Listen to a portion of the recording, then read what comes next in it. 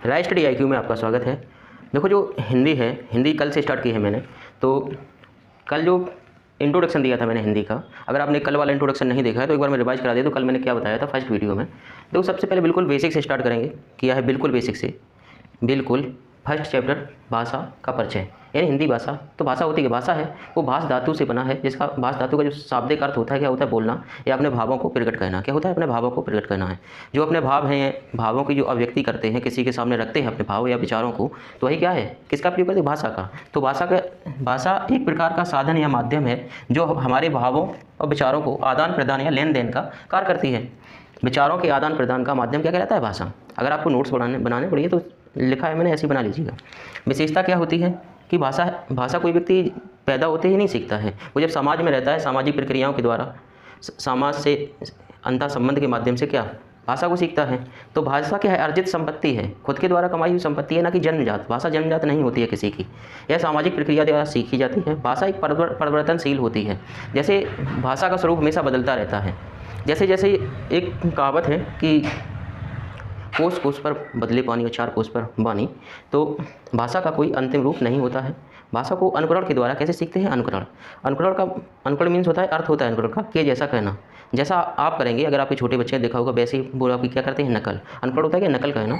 तो भाषा की संरचना में क्या होती है, भिन्नता। लेकिन भाषा का एक क्या होता है, मानक रूप होता है भाषा का। उसके बाद देखो, अगर आपको कोई भाषा सीखनी है तो भाषा सीखने के लिए क्या चीज़ आवश्यक है, उसके लिए आपके अंदर क्या होनी चाहिए, जिज्ञासा होनी चाहिए। आप अनुकरण करके अभ्यास के माध्यम से भाषा सीख सकते हैं।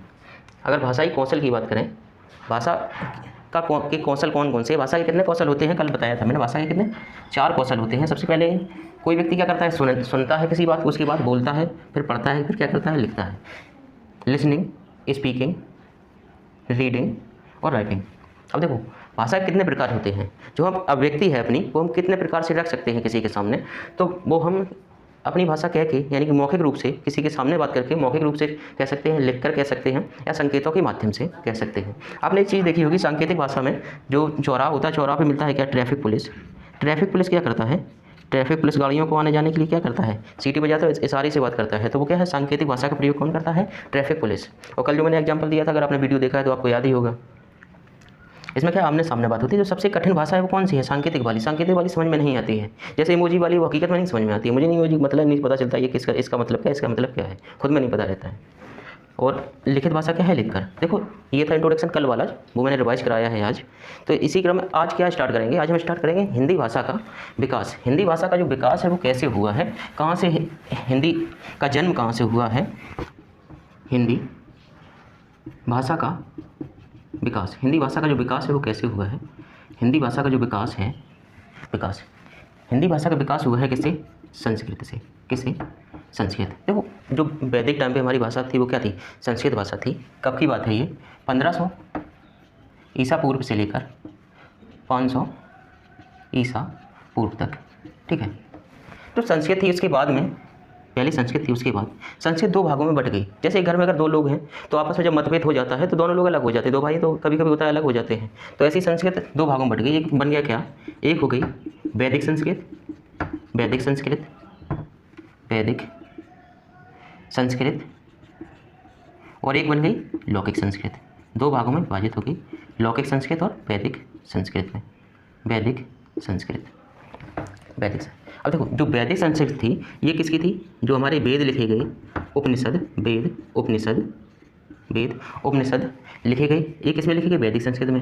ये देखो लौकिक संस्कृत की तुलना में क्या थी कठिन, कौन सी, वैदिक। लौकिक में क्या थी, ये लोगों के द्वारा जो बोली जाने लगी वो क्या कहलाई, लौकिक संस्कृत। लोगों के द्वारा जो बोली गई वो क्या कहलाई, लौकिक संस्कृत। और जो वेदों की भाषा है वो क्या है, वैदिक संस्कृत। ये क्या थी, कठिन थी, और ये कैसी थी, ये थी सरल। कौन सी, लोगों के द्वारा जो बोली जाती थी वो तो कैसी थी, सरल भाषा। अब संस्कृत के कितने रूप देखने को मिले आपको, 2, एक लौकिक संस्कृत, एक वैदिक संस्कृत। अब उसके बाद जो लौकिक संस्कृत में लिखा गया हमारा क्या, रामायण और महाभारत। रामायण और महाभारत इसमें लिखा गया लौकिक संस्कृत में, महाभारत लौकिक संस्कृत में लिखा गया। उसके बाद लौकिक संस्कृत के बाद आई हमारी कौन सी, पाली भाषा। पाली भाषा का अगर टाइम पीरियड की बात करें तो 500 ईसा पूर्व से लेकर फर्स्ट ईस्वी तक देखने को मिली क्या हमें, पाली भाषा। इस भाषा में हमें क्या देखने को मिला, इस भाषा में लिखे गए क्या, बौद्ध धर्म के जो त्रिपिटक हैं, बौद्ध धर्म के जितने ग्रंथ हैं, जिन्हें बौद्ध धर्म के जो ग्रंथ हैं उन्हें क्या कहा जाता है, उन्हें कहा जाता है त्रिपिटक। विनय पिटक, अधिधम्म पिटक और सुत्त पिटक। ये देखो शॉर्ट में लिखा है सुत्त पिटक, बोल रहा हूँ, आप अगर नोट कर रहे हैं तो नोट कर लेना। उसके बाद पाली के बाद आई कौन सी, प्राकृत भाषा। इसका जो टाइम पीरियड है 1 से लेकर 500 ईस्वी तक। ये कब तक देखने को मिली, इसमें क्या लिखा गया, जो हमारा जैन धर्म था, कौन सा, जैन धर्म के जितने ग्रंथ हैं वो किसमें मिली, प्राकृत भाषा में। और जैन धर्म के जो ग्रंथ हैं उन्हें क्या कहा जाता है, उन्हें कहा जाता है आगम। क्या, आगम। देखो प्राकृत के बाद में भाषा का बिगड़ना शुरू हो गया। जैसे कोई अगर बच्चा है जो अपने माँ बाप की बात नहीं मानता है तो उसे क्या कहा जाता है, तुम भ्रष्ट हो रहे हो। क्या हो रहे हो, भ्रष्ट, यानी पथ भ्रष्ट कहा जाता है, पथ भ्रष्ट हो रहे हो। वैसे जब हिंदी का जो प्राकृत भाषा का स्वरूप जब बदलना शुरू हुआ तो उसे क्या कहा गया, उसे कहा गया अपभ्रंश। जब हिंदी अपने पथ से भटकी तो उसे क्या कहा गया, अपभ्रंश। और इसका टाइम पीरियड है कितना, 500 ईस्वी से 1000 ईस्वी, 500 से 1000 ईस्वी तक। उसके बाद आई हमारी कौन सी और बिगड़ता, जब हिंदी का रूप बिगड़ता चला गया, सौर सैनी। उसके बाद जो हमारी क्या है, हिंदी। वर्तमान में अब हिंदी है, लेकिन कुछ टाइम बाद ये हिंदी हमारी और बदल जाएगी, वो किस में, इंग्लिश में। आधी हिंदी और आधी इंग्लिश में। जैसे व्हाट्सएप पे जो शब्द है हिंदी में अगर मैं कहता हूँ क्या, का, तो कैसे भेजते हैं, का। अगर खाना में ऐसा हिंदी में ये है तो कैसे लिखते हैं, खाना। क्या होगा, हिंदी और इंग्लिश हमने जब मिक्स कर दी तो क्या कहलाई, हिंदी। तो कुछ टाइम बाद हिंदी की जब स्वरूप बदलता जाएगा तो कैसी भाषा हो जाएगी, इंग्लिश में हो जाएगी, इंग्लिश। उसके बाद भौगोलिक दृष्टि से अगर बात करें तो हिंदी जो भाषा है उसका विकास कहाँ कहाँ हुआ है। अगर भौगोलिक दृष्टि से देखें, किससे, भौगोलिक विकास की दृष्टि से देखें, भौगोलिक विकास की दृष्टि से तो हिंदी कितने राज्यों में बोली जाती है। तो देखो मेनली ये हिंदी बोली जाती है कितने, मध्य भारत में। अगर मध्य भारत की बात करें तो स्टेट की बात करें तो कितने हैं, 10 राज्य हैं। 10 राज्य में कौन कौन सा हो गया हमारा, एक हो गया, स्टार्ट करते हैं, झारखंड, उसके बाद बिहार, राजस्थान, 10 लिखने हैं हमें, याद होने चाहिए, राजस्थान, हरियाणा, दिल्ली, छत्तीसगढ़, हिमाचल प्रदेश, अब आता है हमारा प्यारा सा उत्तर प्रदेश,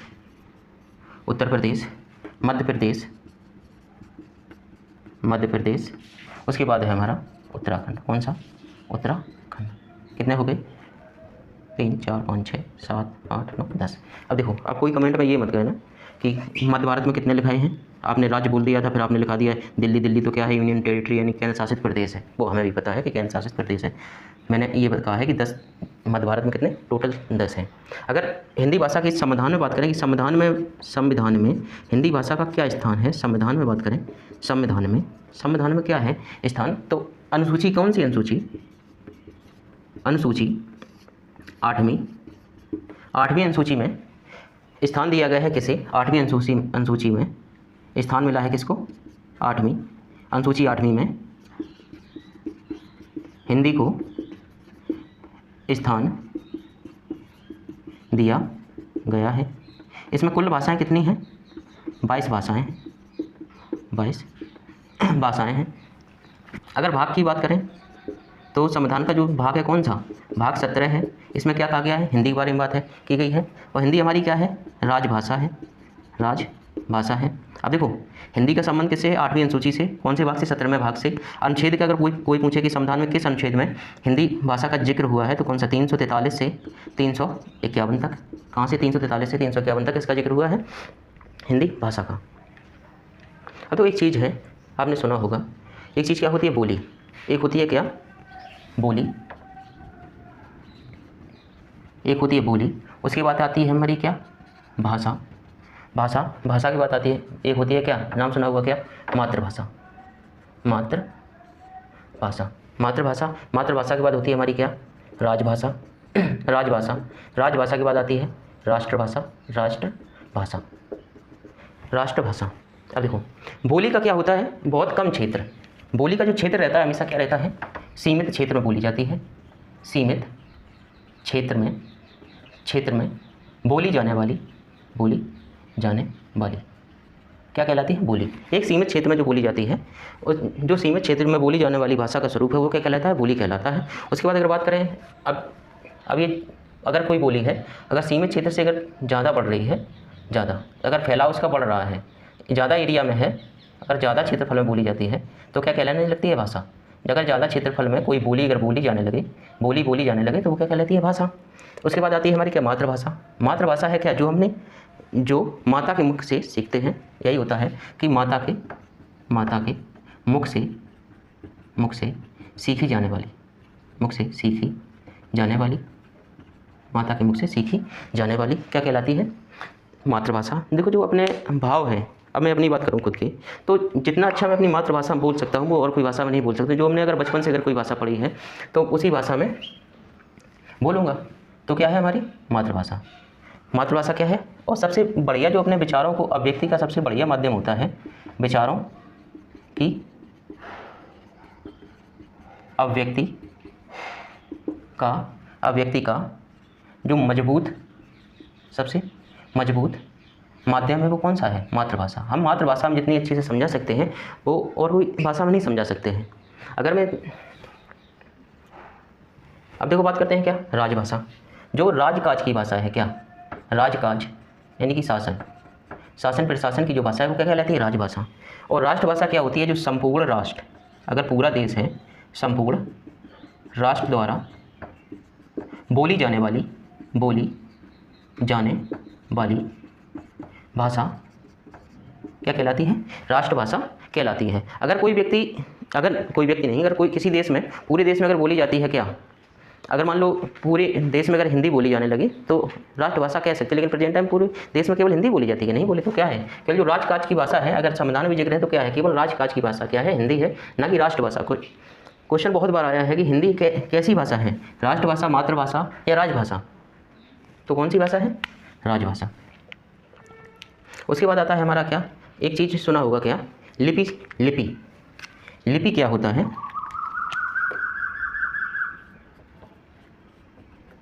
एक शब्द है क्या, लिपि। इसकी सहायता से ध्वनि चिन्ह, लिपि की सहायता से, यानी कि इसकी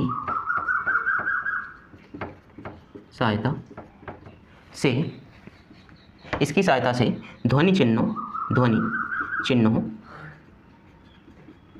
चिन्हों को लिखित रूप में, कैसे, लिखित रूप में व्यक्त किया जाता है, या ध्वनि चिन्हों को लिखित रूप प्रदान किया जाता है, ऐसा कह सकते हैं कि ये क्या कहलाएगा, हमारा लिपि। अब देखो जो हमारी, अगर ये आप नोट कर चुके कर लेना, अगर वीडियो पॉज करके नोट कर लेना, लिपि में और बताएं हमारी लिपि क्या है। तो हिंदी भाषा की लिपि कौन सी है, जो हमारी हिंदी भाषा है, हिंदी भाषा की लिपि की बात करें तो कैसी है, देवनागरी लिपि। कैसी, देवनागरी लिपि है। और हिंदी भाषा किस प्रकार की भाषा है, बहुत बार क्वेश्चन आया, हिंदी भाषा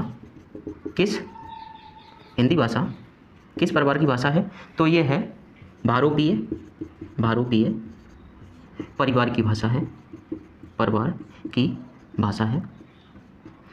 है, और जो हिंदी शब्द है वो किससे लिया गया है, किसका शब्द है, बताओ, ये है फारसी भाषा का शब्द है। क्या, हिंदी किस भाषा का शब्द है, फारसी भाषा का शब्द है, हिंदी शब्द है किसका, फारसी भाषा का। देखो सबसे पहले हमने स्टार्ट किया था हिंदी भाषा का परिचय, उसके बाद आज क्या किया है, हिंदी भाषा का विकास। ये हमारे दो छोटे छोटे टॉपिक थे, यहीं से हिंदी स्टार्ट होती है। तो इस क्रम में अब बात करते हैं किसकी, व्याकरण की। अगर बात करें किसकी, व्याकरण की, ये देखो यहाँ से डिवाइड था ऐसा, ये पोर्शन अलग है, ठीक है। अगर व्याकरण की बात करें, चलो यहीं पर बता देता हूँ, व्याकरण अगर व्याकरण का संधि विच्छेद करें तो होता है क्या, वी प्लस आ प्लस करण, वी प्लस आ प्लस करण, करण, व्याकरण। मतलब होता है इसका भली भांति, भली भांति समझना। क्या कहना? भली भांति समझना। व्याकरण एक ऐसा ग्रंथ है या कृति है जिसे क्या कहना है? भली भांति समझना है। अगर बात करें व्याकरण को किस प्रकार से सीखा जाता है, तो सबसे पहले कैसे, अगर आपको बोलना नहीं आता है, सबसे पहले शुद्ध बोलना, शुद्ध बोलना, बोलना, शुद्ध बोलना और शुद्ध लिखना, शुद्ध बोलना और शुद्ध लिखना। अगर आप ज़्यादा से ज़्यादा क्या करेंगे? उच्चारण, ज़्यादा से ज़्यादा क्या करेंगे? उच्चारण, तो शुद्ध बोल पाएंगे व्याकरण को। अगर ज़्यादा से ज़्यादा क्या करेंगे? लेखन, ज़्यादा से ज़्यादा क्या करेंगे? लेखन, तो आप व्याकरण को शुद्ध लिख पाएंगे। जैसे मैं अपनी खुद की एक बात बताऊं कि एक शब्द है क्या? कुछ, लेकिन उच्चारण करते करते इस शब्द का रूप मैंने बिगाड़ दिया है बिल्कुल। इस शब्द को कभी कभी मैं कछ बोलता हूँ और ज़्यादातर कछू बोलता हूँ। अब बताइए, शुद्ध बोलता हूँ क्या? अगर व्याकरण की दृष्टि से देखें तो क्या है ये? कुछ, कुछ, लेकिन उच्चारण सही से ना करने की वजह से क्या हो गया? कछ और कछू। यही लिखने में होता है। कोई शब्द है जैसे आपको लिखने की आदत है तो वो हमेशा क्या होगा? यही लगेगा कि हाँ हमने सही लिखा, लेकिन कैसा लिखा जाता है? जैसे हम बोलते हैं कुछ, होता कुछ है, बोलते हैं कछ या कछू। उसके बाद अगर बात करें व्याकरण, ये मैंने रफ कर दिया एक बार फिर। शुद्ध, शुद्ध लिखना कैसे होगा? शुद्ध लिखना अत्यधिक लेखन से। अगर बात करें कि व्याकरण के कितने अंग हैं, तो व्याकरण के केवल 3 ही अंग हैं। अगर व्याकरण के अंग की बात करें, व्याकरण के अंग, व्याकरण के अंग, व्याकरण के कितने अंग हैं? व्याकरण के 3 ही अंग हैं। कितने? 3। व्याकरण के 3 अंग हैं। अब देखो यहीं से स्टार्ट हमारा क्या होगा? व्याकरण। कल की वीडियो में मैं बताऊंगा किस प्रकार से सिलेबस कवर करना है हमको। पूरा सिलेबस एक बार नोट कराऊंगा। आप अगर एक बार देख लेना पूरा सिलेबस, उसके बाद आपको खुद ऐसा लगेगा कि अगर इस प्रकार मैंने सिलेबस पढ़ा तो मेरा कोई सा चैप्टर, ना ही व्याकरण वाला, ना ही शब्द संरचना, कोई भी चैप्टर याद करने वाला, शब्द विलोम शब्द, सब व्याकरण से ही जोड़ के पढ़ाऊंगा। एक बार सिलेबस आप कल वाला वीडियो देखना, इसके बाद वाला, तब आपको पता चल जाएगा। तो कल के वीडियो में देखो मिलते हैं। अगर आपने कल वाला पिछला वाला वीडियो नहीं देखा है, अगर आप स्टार्टिंग से यही वीडियो पूरा देख लेते हैं लास्ट तक, तो आपको कल वाला पूरा कवर हो जाएगा। तो अगर आपको वीडियो ये थोड़ा बहुत अगर पसंद आ रहा हो तो अपने दोस्तों में शेयर कर देना। धन्यवाद।